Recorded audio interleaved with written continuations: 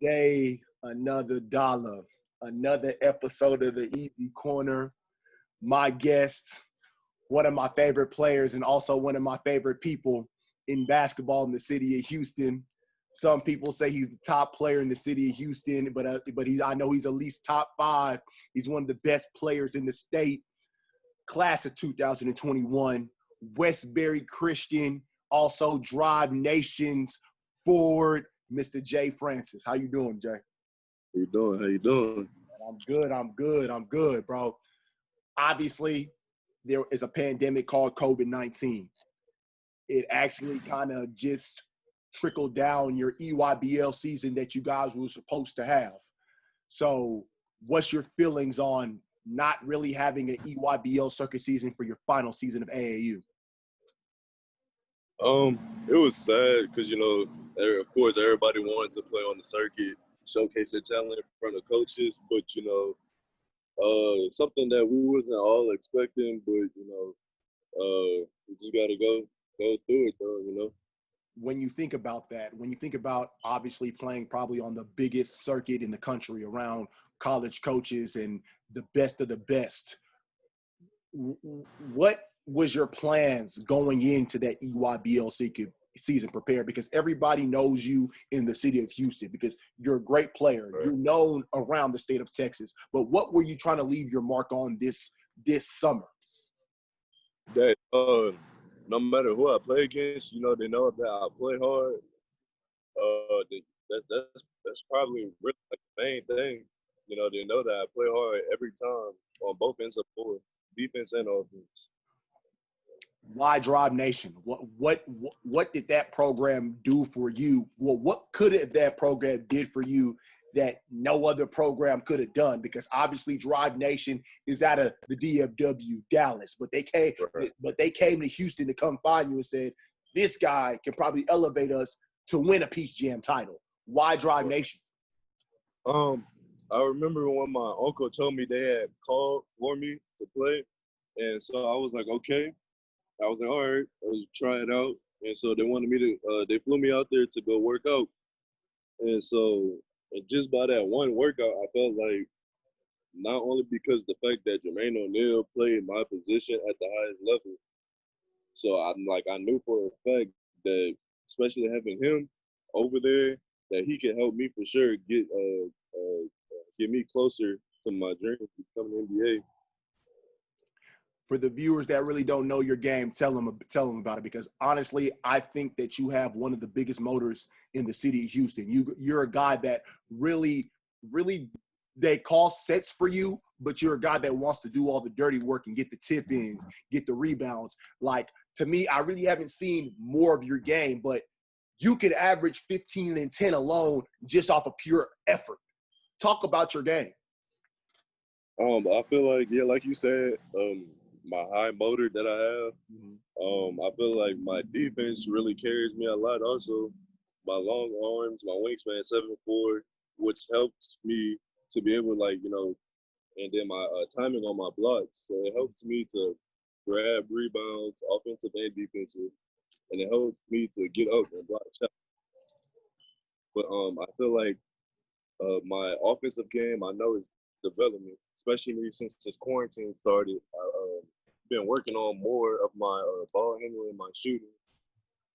I still have my post game too, but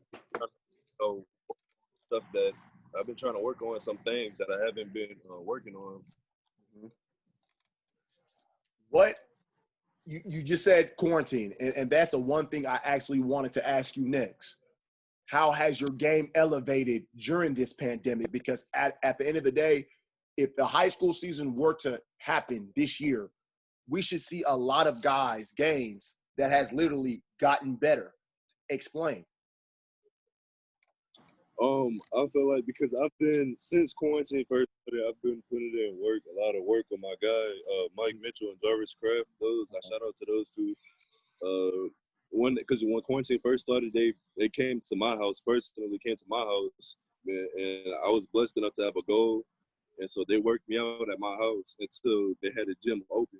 And then they just kept continuing to work with me. But I've been working with them for quite some time.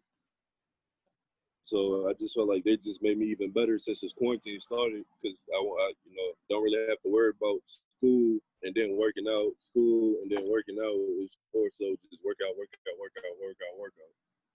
What has elevated in your game since this quarantine? Because Jay, you're one of the most talented guys, and I said with that motor, but there's a lot of people that want to see, like, as much as 15 and 10 looks good, we think that you're capable of being a 20 and 10 guy, a guy that can produce.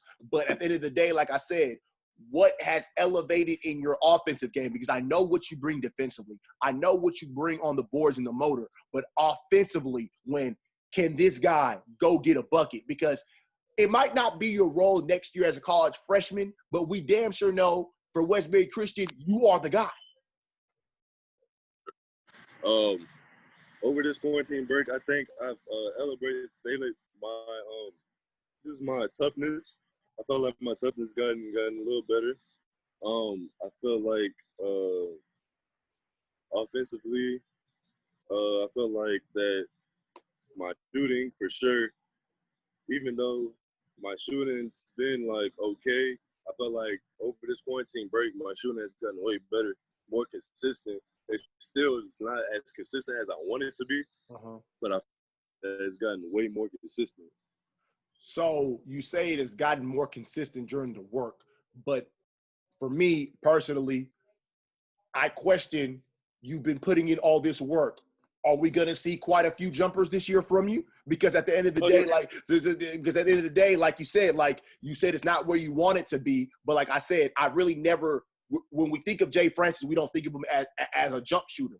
But like, what are we going to see from you that we haven't saw? More sure me pushing the ball up the court, Woo! showing my skills, showing a little bit more of my skills, pushing the ball up the court, and like of course coming off and shooting a lot more too. What is making you want to transition into that handling spot? What and honestly, before you even answer that question, I want you to answer that question with the next question. What did Coach Jermaine O'Neal tell you? Because at the end of the day, like you said, he plays the same position as you, but you got to realize we all know that J.O. was 6'11". You still like 6'6", 6'7", that you know there's wings out there at that height. So is it more that you want to show that you have some wing skills? Yes, sir. To show everybody that even though I've been playing like the power forward spot, power forward kind of center spot, since I've been playing basketball, it's just that I just want to show everybody that I also can do some of what these wing guards are doing also. Westbury Christian, my guy, Mr. Tyler Guidry, also my guy, Mr. Chris Felix, Braxton Berry. We know what happened a year ago, coming up short in the state championship. How much do you think about that? I think about it a lot because it's like we were right there. Mm-hmm. It's like it was my first time ever even making it far because I just started playing. I really took basketball serious my freshman year, and so in my freshman year we didn't make it to playoffs at all. Sophomore year we at least get to the second round and lost. And last year and then I didn't get to play the full season last year. And then this year, it was my first time playing the full season. It's like my first time ever being in a state playoff game, a state game. So it really hurt me a lot to say that was my first. And then we lost because we were so close.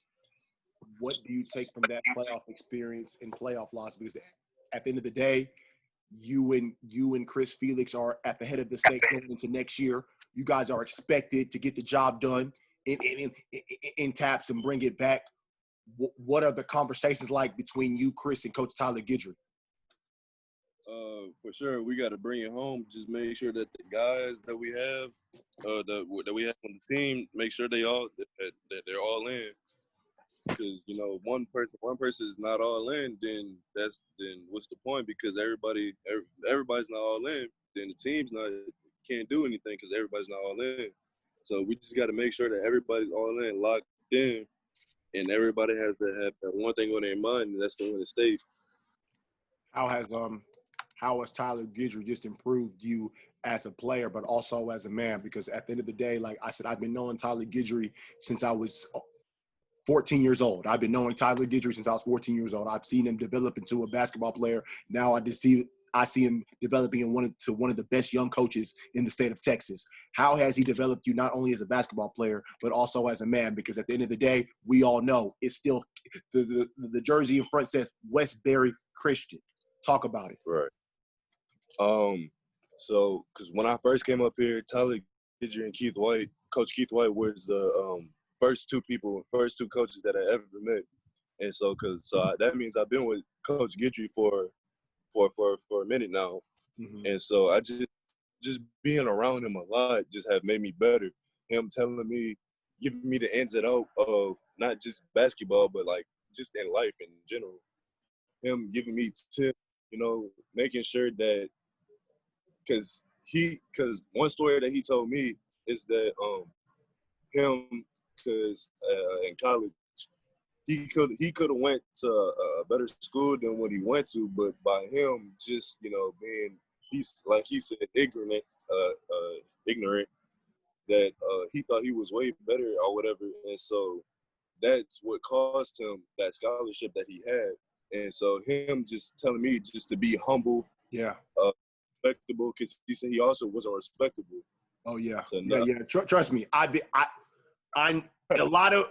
AAU with them. A lot of guys wanted to kill him, but like I would say, like how you said, the Tyler I know from 14 to now, it's a whole 360. So I see the humbleness, but I also see the hunger, the hunger of that he wants to win. So at the end of the day, like me knowing it, me realizing it now, I have to realize I have a lot of respect for him.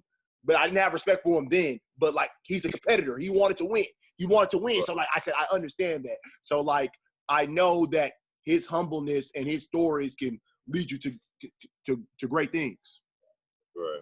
Yeah. Right. What you gonna do next year, man?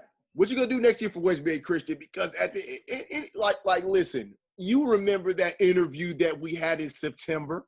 You better be glad that I really just didn't really catch. I didn't get to catch y'all after that. But at the end of the day, like you guys played our butt. You told me a specific message. Are you trying to be just the best private school team in the city or the best team in the city? And then you guys went out there the first game of the season and laid an egg against Port Arthur Memorial. So what are you guys really trying to prove going into this season for Westbury Christian? I'm gonna take what you said. I'm gonna keep going with it, and I'm gonna say, still we're gonna be one of the best private schools in Houston. Of course. Yeah. I know. The thing is, I know that. I just want to know when you compete against other teams outside, because at the end of the day, like, of course they don't count as district play, but you're a prideful player. You see some of these top guys who go to public school, and I know that you might not say it, but you're like, they got this guy ahead of me. You might not look at the list, but like, we know when two stars are about to collide.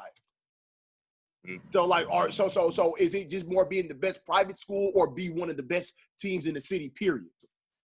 Just being one of the best teams in the city, period. Yeah. That's I love it. Talk about college recruitment. You SMU, U of H, just to name a few. Talk about your college recruitment and how it's really going for you, and how it's really going for you. College recruitment. I love all the offers that I have. I'm grateful for all the coaches that contacted me and giving me offers, and even the ones that haven't, but they still contacted me, to at least I know that they know that I'm here. Mm-hmm. So I'm just grateful for all of it.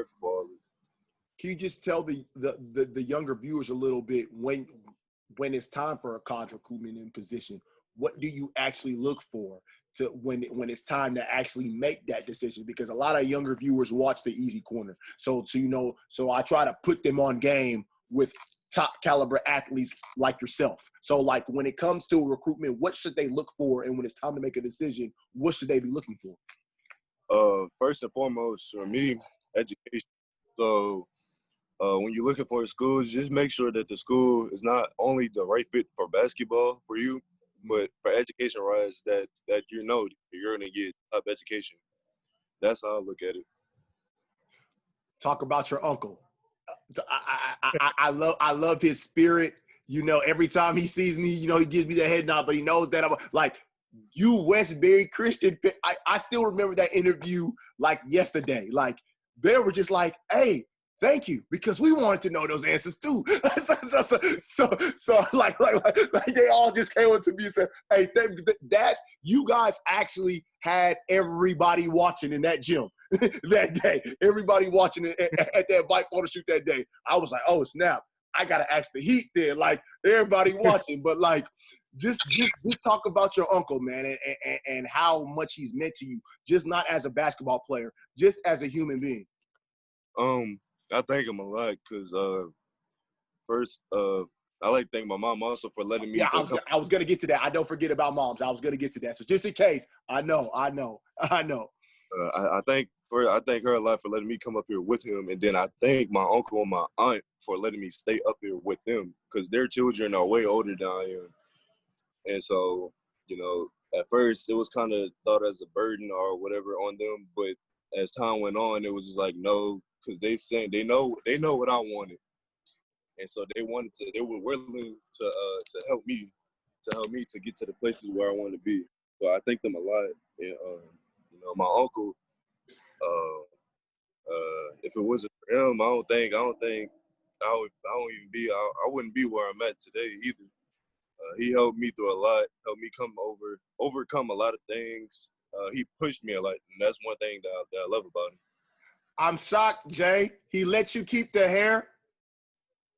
He let you keep the hair. Is it because the pandemic? It gotta be, because I remember last time I came to Westbury Christian, he said, "Oh yeah, he gonna get a haircut. He gonna get a haircut." So how did this happen that he let you keep the hair? Well, I started growing it out. The one thing that he was just mainly was just like, just gotta take care of it. I know it's not taken care of right now, but that was the main thing, that agreement that me and him had. He was like, if you're gonna keep it, you gotta at least take care of it. You gotta take care of it. And so I know the way it looks right now is not good, but I take care of it a lot though. There is one thing I want to ask you, and I've been actually asking a lot of 2021 kids this. You know, I'm a straight shooter and I come from the heart, but it's never disrespect. At the end of the day, you know where I come from. Right. In my opinion, I kind of question 2021 in the city of Houston, because like I told Ashton Smith, I said, everybody thought that mantle for a long time belonged to Keon Edwards and Jarrell Colbert, but obviously they're not in the city of Houston no more. Talk a little bit about your 2021 guys as a whole, not just the ones at Westbury Christian, but around the city. How good is this class? Because 2022, I think that's a special class. 2023, I think they legitimately probably have pros. Talk about 2021 just for a little bit, because at the end of the day, I think you're good. I think they're a good class, but I'm looking for that apex predator that stands out. Because that really, really stands out, because I said, I see you, I see Ashton Smith, I see Javon Jackson, I see Caleb Stewart. I think Josh Farmer has as much potential as anybody in this city. But to me, who is the killer that's really just going to stand out? But talk about your 2021 class as a whole. I feel like that we may not have a lot of I don't want to say that. We may not have, maybe like D1 prospects, but no. But the thing is, I think you guys do have D1 prospects. But the thing that, I'm not saying that we don't. I'm just saying that we may not have a whole bunch. I got a lot. Yeah. But I feel like all the 2021s that we compete. I know that for sure that every 2021 player that I know, some dogs, everybody. Just name a few. Just name a few, because I believe that they're dogs, but to me, I just feel like I just think that sometimes the ceiling just makes me mad, because I just feel like you guys can be way better. Like I just told you, you get 15 just off a motor. But I said, you put an offensive package together, that looks like 25, 26. Josh Farmer, I really believe, is league bound with what he can do. You know what I'm saying? Like guys like the guards are just going to be guards, because, they not built like that. But when I look at two guys like you, Josh Farmer, and I even told Ashton Smith, like, you're out here 6'6", you can dominate. Another 6'6" wing, Aaron Scott. I'm just like, you guys have like so much physical tools. I'm just like I just feel like sometimes I think that you guys are team-oriented guys, but to be great, sometimes you have to be a little selfish. That's what I just kind of just want to see. Is it wrong of me to feel that way a little bit? Because like I want to see you guys maximize your potential. Right. So when I say those words, what do you think of that statement? I mean, I heard it before. My uncle told me that all the time. Basketball is a team sport. Yeah. Sometimes you want to play for the team. Yeah. But it's like sometimes in order for the team to win, sometimes you have to be selfish. Okay. And so he tells me that a lot too. And so so like that statement I can see. Because that's why I really question 2021, because we're coming off of years like LJ Cryer and Trayvon Mark. LJ Cryer averaged 35 a game. Trayvon Mark was getting his 27. Marcus Williams was getting into his bag. And I'm just looking like Bryce Griggs for 2022. We know what he did at Hightower. And I'm just like, I just feel like sometimes this 2021 class is just settling. I'm just like, you guys are better than that. Like Big Deuce, even though he's going to be a football guy, like he's probably one of the most dominant bigs in the country, not just even in the state, in the country. RJ King, he's still getting better. But I just believe like you guys are so team oriented that you guys want to win. But one thing that Ashton Smith had told me yesterday was just like, honestly, we just trying to get into college. Like honestly, we really just trying to go to college. Even if you lose and play well, as long as you're seeing we trying to get to college. So sometimes like we have to play our role, but I just want to see how good y'all can be when you maximize your potential. Yeah, man. So, anyways, give me 4 2021 guys in the city that you would run with. You said in the city. Damn. All right.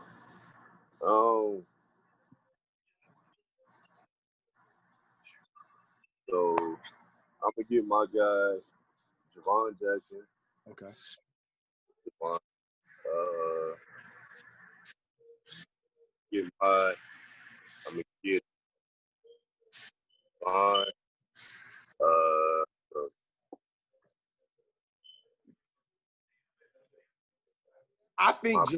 I think Javon is the most slept on player in the state of Texas. I just don't think he gets his respect like he deserved. But like, I really think that if there was a like AAU season, Javon would have showed the country and the state like who he really is. I think Javon is the most slept on player in the state.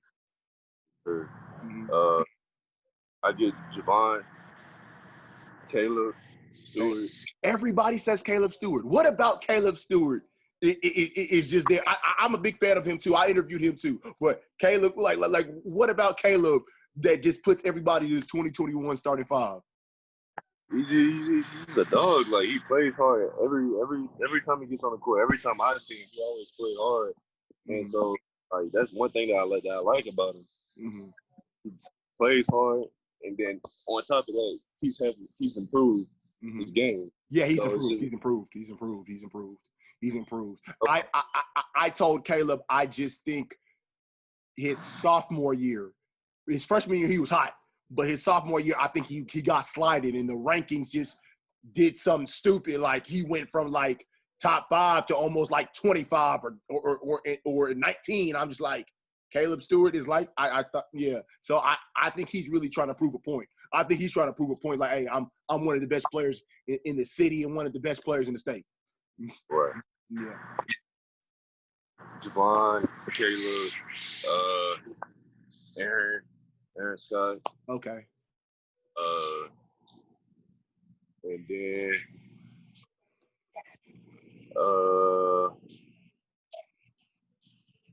we'll go with probably go with Ashton. I'm surprised that your boy Felix is not on that list. No, don't. I already know. I get it. Like, yeah, I get it. Like, trust me. I got you. I get it. But no, because every time I kind of make these lists, some people just be choosing their teammates, bro. Like, so some people be, but we're not taking nothing away from Felix. We know he's a great player. We know that he's gonna do what he's gonna do. Give me your top 5 players in the NBA right now, even with injury, because everybody loves KD. So, like, I'll let you put KD on the list. My favorite? No. We're going to do top 5 in the league right now, and then we're going to do favorites. All right, so no-brainer, Kevin Durant, LeBron James. That's not even a question. Okay. Giannis. Okay. Kawhi. Why? And fifth spot, I'm gonna give it to AD. Okay. I've heard a lot of people have gave me Stephen Curry, but the question that I have for you is no James Harden. No, honestly, James Harden's not in my top 5. But since you're from, I know that you're not from Houston, but since you live in the city of Houston, everybody experienced the James Harden. Everybody's memorized, like, hey, man, James Harden is that guy. So, like, no James Harden for you? Nah, not for me. Okay, I got you. Top 5 favorites. Kawhi. No. Number 1 is Paul George. That's my favorite player. Okay. Number 2, Kawhi. 3, I'll say Giannis. 4, I'll go with AD. And then 5, I will go with KD. Okay. Top 5 of all time.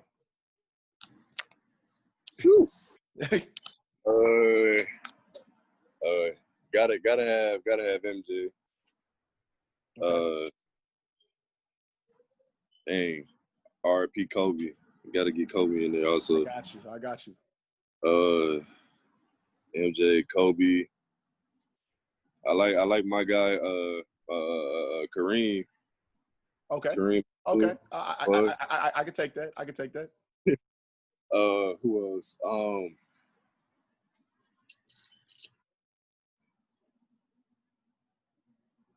I feel like I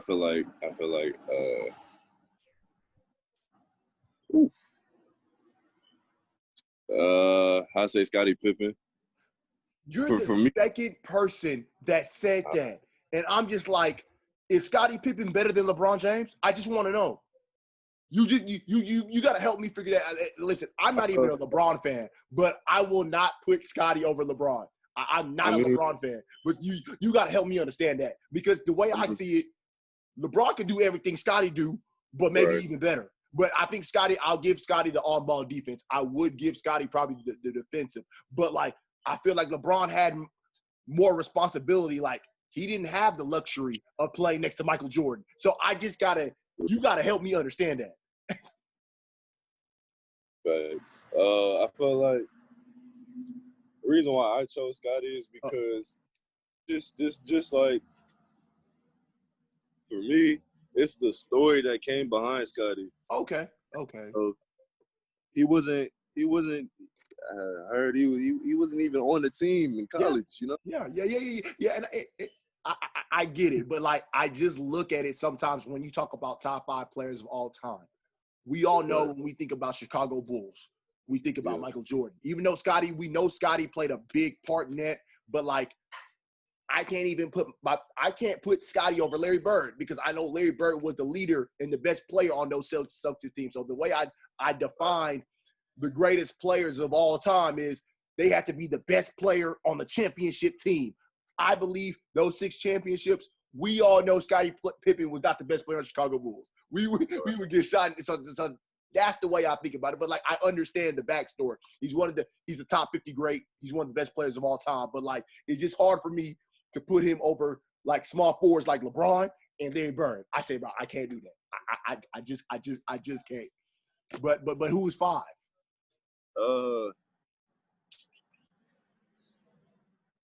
It's tough.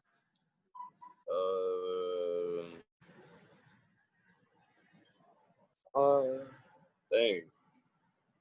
It's a tough one.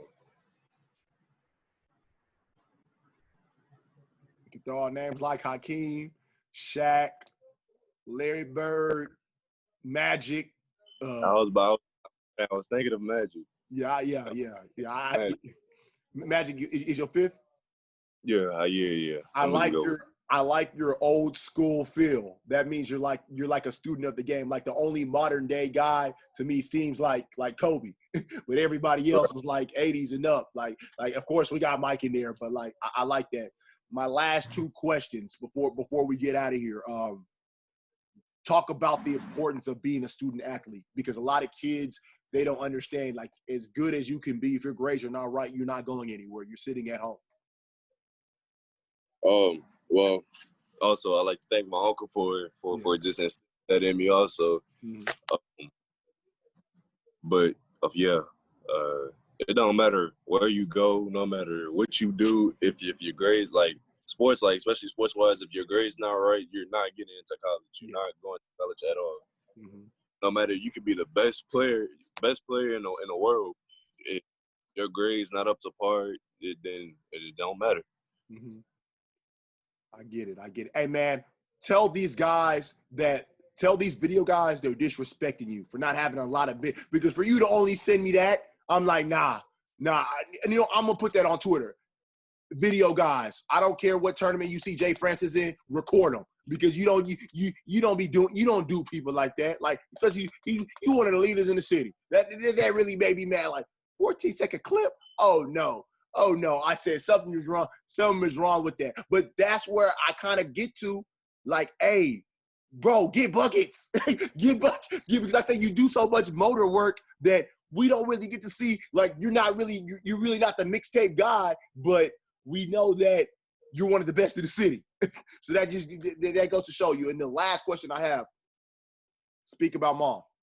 Talk about how much just talk about how much she's meant to you, and obviously, like you said, allowing you to make a decision to go to Houston because I'm guessing that 504 is Louisiana, New Orleans. Yes, sir. Yeah. So I'm guessing that. So just talk about leaving New Orleans, leaving moms behind to accomplish your dream, but her just supporting you throughout this process because I read one post, you don't want your mom to work no more. You want to get there to make sure that you can take care of her. And I read that post. That's why I said, that's how I know moms mean a lot to him. So before I had to leave this interview, I said, talk about your mom, your moms. My mom, you know, that's really my number one supporter right there. Everything that I do, I make sure, like, no matter what I do, I make sure she's always involved. She's always knowing what I'm doing.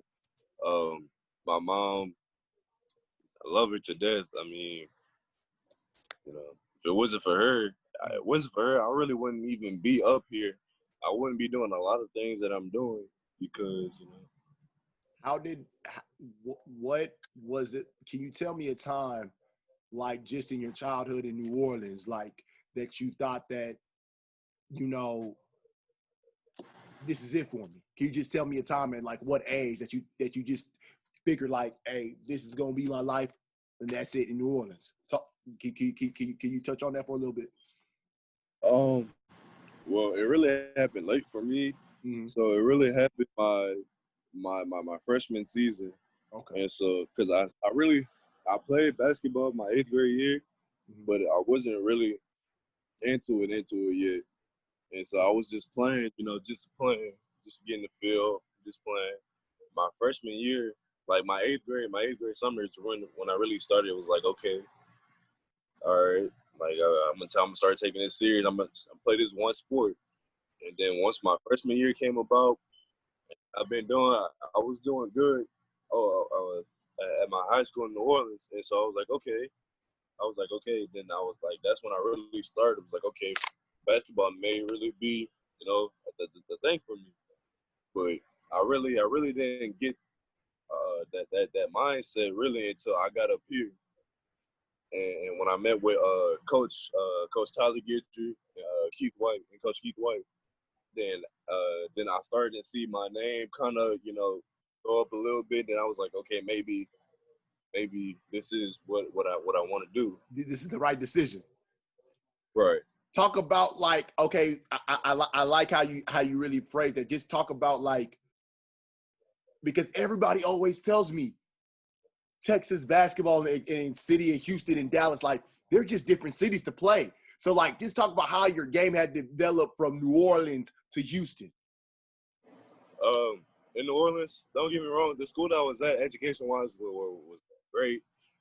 Basketball-wise, it was good too, but I felt like because the only reason why I asked that, because you and your mom were able to sit down and make that decision to come to because you in Louisiana, you might be McDonald's All-American nominee, dominated probably the 30 and 15. You know what I'm saying? That you probably get, but you're willing to say, no, I need to get better. This is kind of what I want to do. So just kind of just touch on that. Nah, I know you said in Louisiana, in New Orleans, probably like 30 and 15, but I didn't get that good until I got up here. Okay. Oh, okay. So I gotta, Houston did a lot for me. Okay. I really didn't get that good until I got it to Houston. Okay. What was the work like, man? Because I know Coach Keith White is one of the best guys at training the big. So, like, what was the work like? Because as soon as you landed in Houston, you knew, like, hey, man, it's time to get to work. I didn't know what I was coming into because I didn't get this training that I'm getting now back in New Orleans. So, and my uncle, my mom, they all told me, my cousins, everybody, they told me that my uncle was gonna be hard, that the work is gonna be totally different than what I'm used to. But I was like, okay, yeah, whatever, all right. I just wanted to come up here, and so I got up here, started working out with Coach White and Coach Guidry, and then it's kind of funny. First workout I had with Coach White, I didn't even make it through the whole workout. That's how out of shape I was. And I was not prepared for it at all. And my last question: how has basketball shaped you as the man that you are today? I feel like basketball shaped me because basketball really took me a lot of places, allowed me to see different places, different how people just traveling across the world. And I feel like basketball and that little kids look up when they look up to you, and like the question every day usually, how tall are you? And so just having the little kids come up to me watching me play, just that's really what really motivates me too, because I know that they're watching, because I had a few of them come to me after my game, was like, I like the way you play. And it was like, wow, they want to be like me. I was like, I'm not even that. I'm not even like that yet. But that. But I like the feeling that I make kids want to play basketball. I like that. Are you done playing AAU for the summer? You still got one more game? No. We I think we got 2 more tournaments in the city. Yeah. No, we're actually going to Dallas. In Dallas. Okay, so are you Drive Nation? Because I know I saw you playing for Rashard Lewis, but is it Drive Nation that you're playing with? Right now, no. I'm playing I'm strictly RL9 for now. Okay. Okay. Is there any more tournaments in the city? No. Oh, okay. So, dang, man. So I guess I missed it. I guess I guess I missed it, man. Go Yes, ahead, sir. man. Throw out your Twitter and your Instagram, and if you have TikTok, throw that out there too. So my Twitter is DJFrancis10 with the capital J Y. My Instagram is Lil J LAHJAY 11. And I don't have a TikTok. Man, it's all good, man. I am the Easy Corner. Follow me on Instagram at the Easy Corner. Follow me on Twitter at Easy_Corner1. No TikTok.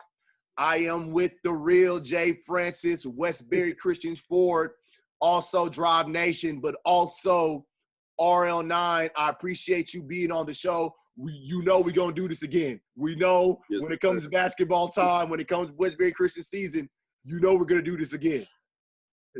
Yes, sir. Yes, sir. Thank you for having me. Man, I appreciate it, man. Tell your uncle I said what's up. Okay. Sure. All right, man. All right.